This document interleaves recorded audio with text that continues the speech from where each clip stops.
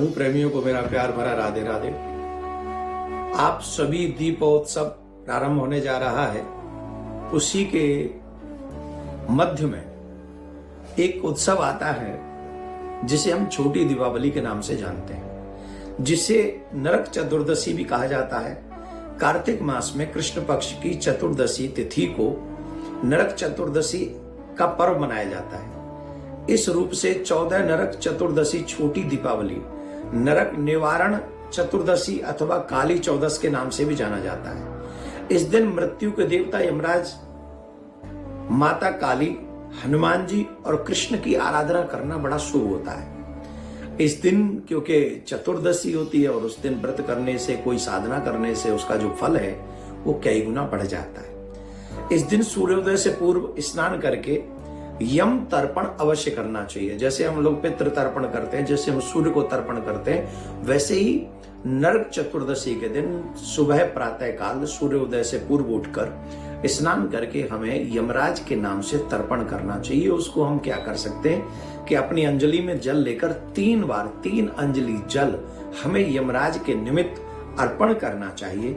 और यम के नाम के ही शाम को हमें दीपदान करना चाहिए। हमें दीप अवश्य जलाना चाहिए।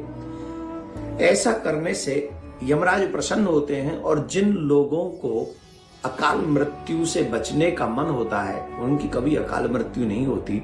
जिन पर मृत्यु के देवता यमराज प्रसन्न होते हैं। नरक चतुर्दशी की रात्रि में यम के निमित्त दीपदान करने का विधान है। इस रात दक्षिण दिशा की ओर यम के नाम का दीप जलाना चाहिए।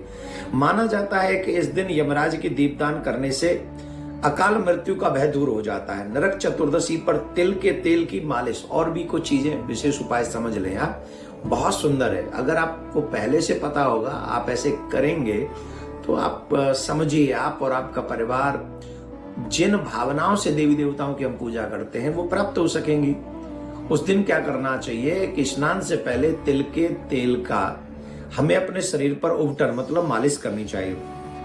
मान्यता है कि इस दिन माँ लक्ष्मी कुछ जगह पर निवास करती हैं। कहाँ निवास करती हैं? तिल के तेल में, गंगा में, जल में निवास करती हैं। इसलिए तेल के उबटन से स्नान की बात कही जाती है।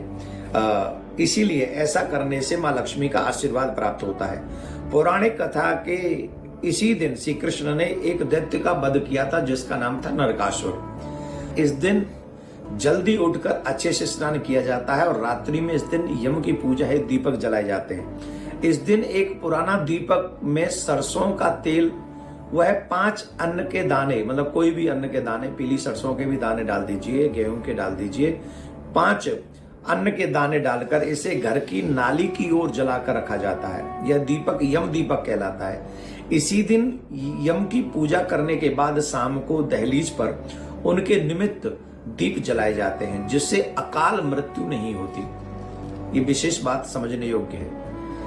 नरक चतुर्दशी के दिन जड़ समेत कुछ और उपाय समझ लें। जिनके घर में बीमारियां बहुत होती हैं, बच्चे बीमार रहते हैं या बहुत बीमार, दवाइयों का सिलसिला लगा है, इसी दिन एक काम करना है कि नरक चतुर्दशी के दिन जड़ समेत मिट्टी से निकली हुई अपामार्ग चिरचिटा की टहनियों को सिर पर घुमाएं। ऐसे क्लॉकवाइज भी घुमा दे पूरे शरीर पर या फिर सर पर घुमा दे। घुमाने की परंपरा है। कहा जाता है कि ऐसा करने से आपकी सेहत को कोई नुकसान नहीं होता, साथ ही नरक का भय दूर हो जाता है। आप चाहें तो लौकी के टुकड़े को भी सिर पर घुमा सकते हैं, अगर चिरचिटा न मिले तो, अपवर्ग न मिले तो। इस रात दक्षिण दिशा की ओर यम के नाम का दीप जलाना चाहिए। माना जाता है कि इस दिन यमराज को दीपदान करने से अकाल मृत्यु का भय समाप्त हो जाता है। हालांकि इस दीपक को जलाने के बाद इसकी निगरानी भी करनी चाहिए कि कहीं ये दीपक बुझे ना। कुछ संभाल के ऐसी सुरक्षित जगह पर इसको रखें कि ये दीपक बुझे ना, और जब इसकी लौ बढ़ जाए तो इसे आप अपने घर में भी ले आएं तो शुभ माना जाता है। घर में संभाल के रख दें। ये तो हमने बता दिया। संध्या कालीन तो यमराज के नाम का दीपक जलेगा। एक मोली पर भी, जहाँ मोली समझ गए, हमारे मोरी बोलते हैं उसे ब्रज में, जहाँ के पानी वगैरह बहता है, जाता है घर के बाहर कोई, वहां उसको जला सकते हैं। और एक दक्षिण दिशा में यमराज के नाम से एक चौखट पे, अपने घर की चौखट पे भी शाम को दीपदान अवश्य करें। क्या नहीं करना चाहिए नरक चतुर्दशी के दिन, इनमें विशेष बात सावधानी पूर्वक सुने। नरक चतुर्दशी के दिन दक्षिण दिशा में कभी भी गंदगी नहीं करनी चाहिए।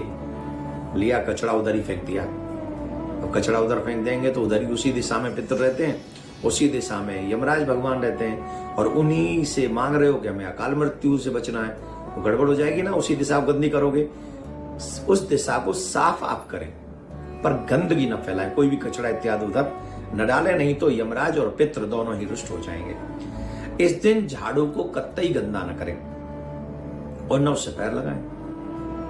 गंदा नहीं करना चाहिए, जैसे वारू वारू लगा दिया तो साफ सुफ करके अपने साफ वारू को रख दें, और उससे पैर भी नहीं लगना चाहिए। नरक चतुर्दशी के दिन अब ये तो मांस वांस तो कभी नहीं खाना चाहिए, कोई भोजन ऐसा न करें जिसमें मांस आहार हो, प्याज लहसुन इत्यादि भी न डालें। पूरे दीपोत्सव में मांस और लहसुन प्याज इत्यादि से बचना चाहिए, सात्विक भोजन करना चाहिए। गरिष्ठ भोजन, गरिष्ठ नहीं, जो जिसे हम लोग शुभ नहीं मानते, लहसुन प्याज हुआ, अंडा हुआ, मांस हुआ, कुछ भी ऐसा हमें पूरे दीपोत्सव में पूजा के समय जब घर में माहौल हो, वैसे तो कार्तिक मास में ही कभी नहीं ग्रहण करना चाहिए, और हम जैसों से बात करो तो जीवन में ही कभी नहीं ग्रहण करना चाहिए। पर फिर भी इन 5 दिनों में विशेषतर बचे रहें, शुद्ध भोजन करें। इस दिन तिल के तेल का दान भी भूलकर नहीं करना चाहिए, क्योंकि इसमें माँ लक्ष्मी का वास होता है। एक तरीके से अगर आपने तिल के तेल का दान कर दिया तो आपने लक्ष्मी माँ को अपने घर से विदा कर दिया। तो ये गलती से भी आप न करें, और जीव हत्या, चेंटी हो या कोई भी हो, ऐसी कोई हत्या नरक चतुर्दशी के दिन न करें, नहीं तो पितृ रुष्ट होंगे, यम रुष्ट होंगे और माँ लक्ष्मी रुष्ट होंगी। तो इन कार्यों को करने से आप बचें। और जो मैंने दीपदान का विशेष बात बताया, अकाल मृत्यु, आप जिन जिन को सुरक्षित करना चाहते हैं अकाल मृत्यु को, सबके नाम से एक दीपदान अवश्य कीजिए यमराज के नाम का। भगवान यम, आपके पितृगण, माँ लक्ष्मी आपके ऊपर कृपा करेंगे। सनातनियों तक ये वीडियो पहुंचा दीजिएगा, क्योंकि कई लोग तो ऐसे महानुभाव हैं जिनके घर में कभी कोई दीपदान नहीं होता और बीमारियां बहुत होती, तो उनके लिए भी ये शेयर कर दें, जिससे ज्यादा लोगों को इस वीडियो का और क्रिया का फल उनको मिल सके। आप सभी को नरक चतुर्दशी की बहुत बहुत शुभकामनाएं। ठाकुर जी प्रिया कांव सरकार आपकी मनोकामना पूर्ण करें। राधे राधे।